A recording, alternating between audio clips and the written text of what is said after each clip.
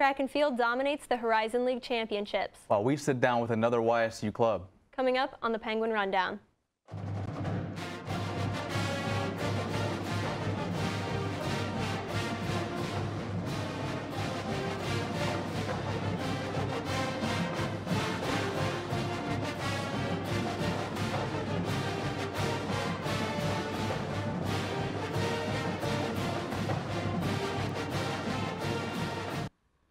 What's up, Penguin Nation? I'm Margo Warnes here with my good friend, Corey McCrae. Margo, how's it going? It's great. I mean, you're wearing red, I'm wearing red, we're both wearing khakis, and that goes to say great minds think alike. They certainly do. But first, I believe, before we get into anything else, we have some men's basketball to talk about.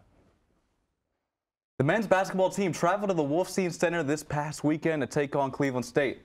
The Penguins fell to the Vikings by a score of 69-55.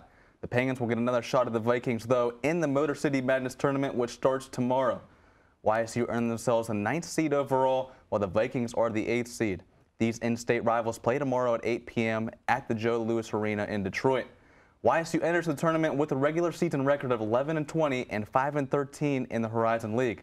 Before the tournament began, news came out about Horizon League headquarters that Cameron Morse was named to the All-Horizon League first team.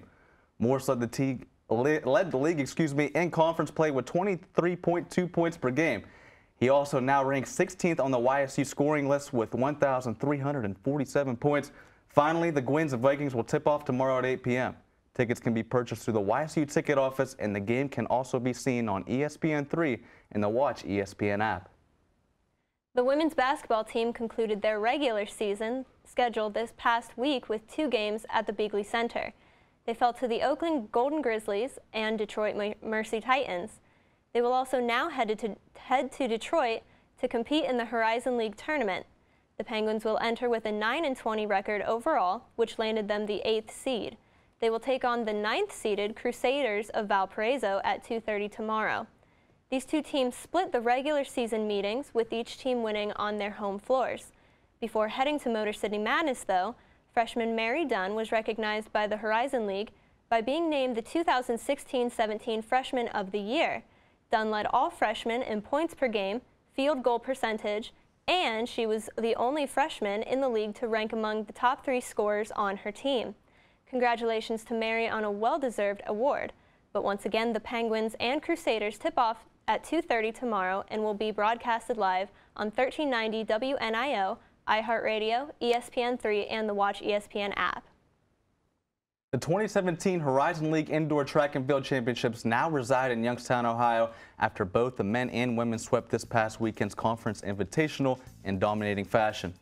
Head coach Brian Gorby won his 25th Coach of the Year award, while the women cruised their 3rd Horizon League indoor title in 4 years, thanks in large part to the contributions of Janie Corbett. The senior placed first in the shot put and was named the Horizon League Alfreda Golf Indoor Athlete of the Year. Corbett also won the weight throw competition in addition to being named the co-outstanding field performer. The women also had first place finishes from Amber Ellis in the 60-meter hurdles, Abby Jones in the high jump, and Taylor Tompkins and Taylor McDonald in the 60 and 200-meter dashes respectively. The men won their 2nd straight indoor title and captured 6 first-place finishes. Ryan Booth won the shot put, while Arnaldo Morales captured his first career high jump title. And freshman Tim Holzapfel set a YSU record en route to his 1st place finish in the heptathlon. But the story of the day, you guessed it, Chad Zallo. The sophomore placed first and set the meet record in both the 60-meter dash and hurdles. He also won the 200-meter dash and was named the 2017 Horizon League Indoor Championship Outstanding Runner and Alfreda Golf Indoor Track Athlete of the Year. Zallo will next compete in the NCAA Track and Field Championships on March 10th, while the entire team will return to action for the outdoor competition on March 31st for the Stanford Invitational Florida Relays. The men's tennis team defeated Xavier 5-2 on Saturday at the Five Seasons Sports Club. This is the 4th straight and the 9th victory overall for the Penguins. This already matches the most victories in a season since the 2012-2013 season. YSU will be in action next on March 4th at Azusa Pacific. Over on the women's side, they dropped a 5-2 decision against Ball State this past Saturday at the Muncie YMCA Tennis Center. YSU did earn wins at the number 1 and 2 spots in singles play. Dominika earned a 7-5 victory over Cameron Blanco, while Noelle Nasimba came back after losing the first set 6-1, only to win the next two 7-5 and 11-9 against Isabel Dohanix. The Penguins now sit at 4-6 overall and will now travel to California on Sunday, March 5th, where they will compete at UC Irvine. We now have the honor to introduce you to another club sport team here on campus. We'll kick it over to Christina Stainovich, who will tell us which team she is joined by. Christina? Thanks, Corey. I'm joined now by Krista and Cassie from the Volleyball Club. How are you guys doing today? Not too bad, pretty good. Good. So Cassie, I understand that you started the Volleyball Club, so can you explain to me how you kind of did that? Yes, I can. Well, when I started, there wasn't really one that was available right now. I really wanted to, there's a chance that I could play college, but because of injuries and other things that kind of happened, I didn't get a chance, but I still wanted to play competitively. There was intramurals, but that wasn't competitive for me. And so when I saw that there wasn't one up and running, I decided to take a step forward with it. And what I did was basically looked for others that were also passionate with it. It was started about maybe 10 years ago, or I don't know exact date of it, but to get started up and running, seeing if anyone else was passionate. And the reason why I also did it is just because I wanted to play that competitive level, like I mentioned earlier. But considering that my injuries were getting kind of a little bit worse than I thought, I decided to step up and decide to coach. Awesome. So when does your season start? It technically starts in the spring, and we do different tournaments and practices throughout the weeks. And then, but in the fall, we are still practicing, and we kind of set up tournaments, possibly tournaments to play, and then we also do our fundraising that time as well. Okay, so Krista, how many games and tournaments do you guys participate in usually per season? We just finished one at Ohio State a few weekends ago, and then we're going to do one at the end of March in North Carolina, but next year we're looking to do 3 to 4 tournaments. Awesome. So what's your weekly practice schedule like? So our weekly practice schedule is about 2 to 3 times a week that we meet, and we basically go over different drills that I've learned going through my season with growing up from 3rd grade all the way up through JO in high school and stuff like that. And right now what we're doing is I'm taking some of their advice or some of their ideas that they may have. So it's kind of like a big team and club effort going towards these practices to make us better, going through offenses, seeing what's working, and then going from there. Great. So what are your responsibilities, Cassie, as president of this club? Well, considering I took the coach position, and I'm leaving this year. This is my last year. I'm senior, and Chris is here as a freshman. I'm giving her the reins towards it. So, but what we do is we set up tournaments, and we get fundraisers going. We look for people that are interested. We go to organization fairs to look to see if anyone's passionate about the game as well. And we kind of just basically lead the group. Awesome. So, Krista, how can somebody join the team? You can go on YSU's website under Student Organizations and click on Club Volleyball, and then on there we'll have our email and other social media that you can find us on. So a student who's interested, what's the best way for them to find out more just about what you guys do? The best way is kind of going through that email to come straight to us and email through that. And then also we also have intramurals, which that's where I personally and we have looked at talent that could possibly be there. Okay, well, that's awesome. So thank you guys so much for sitting down with me, and back to you guys in the studio. Great work by Christina Stainovich. Last weekend, the swim and dive team traveled to Chicago to compete in the Horizon League Swimming and Diving Championships. Leading the way for the Gwins was diver Beck Stafford. The senior finished the weekend placing 2nd in the 1-meter dive. She also had a top 10 finish in the 3-meter dive. Junior Victoria Arose placed in the top 7 3 times, including a 3rd place touch in the 200 freestyle.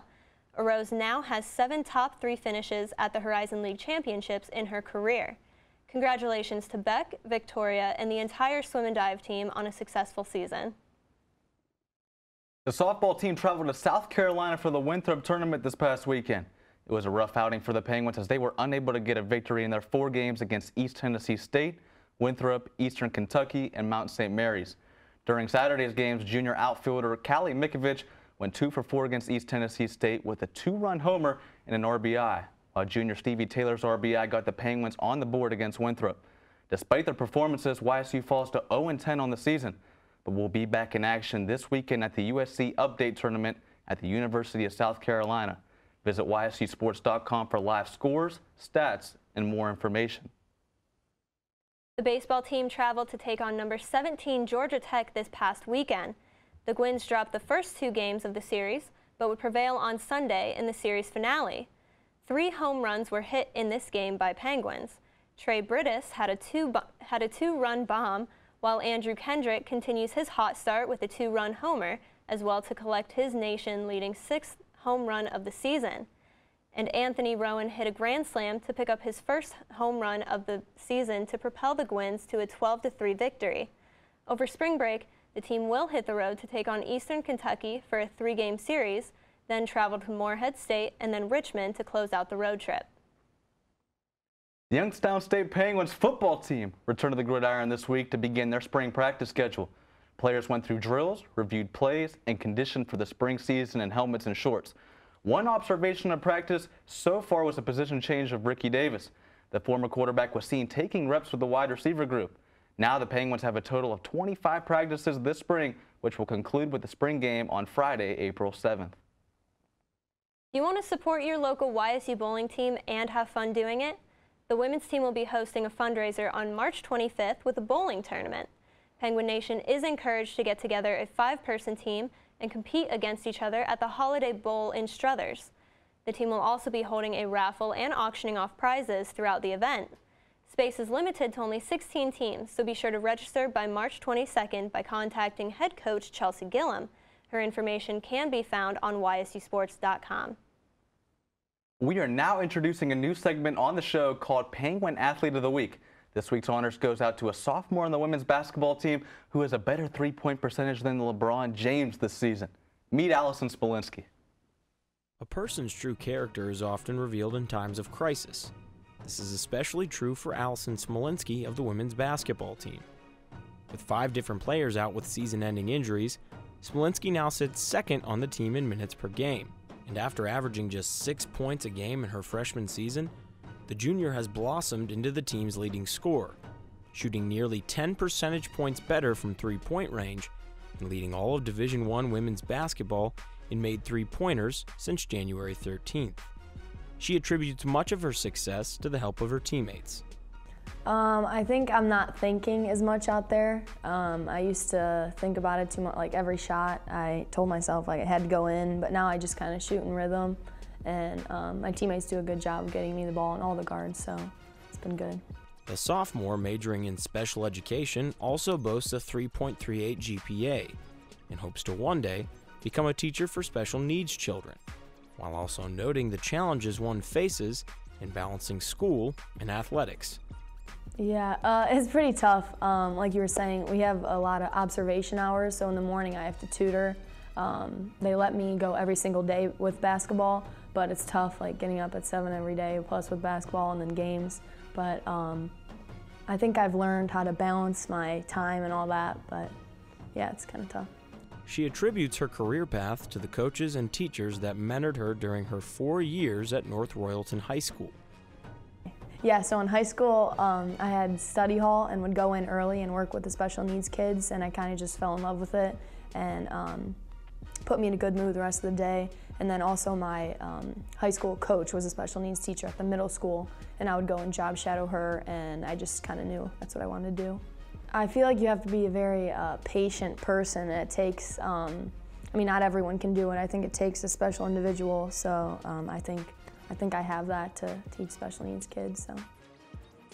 Heading into Horizon League tournament play, Smolinski leads the conference with 79 made threes, 14 more than any other player, and ranks 7th in the league in scoring.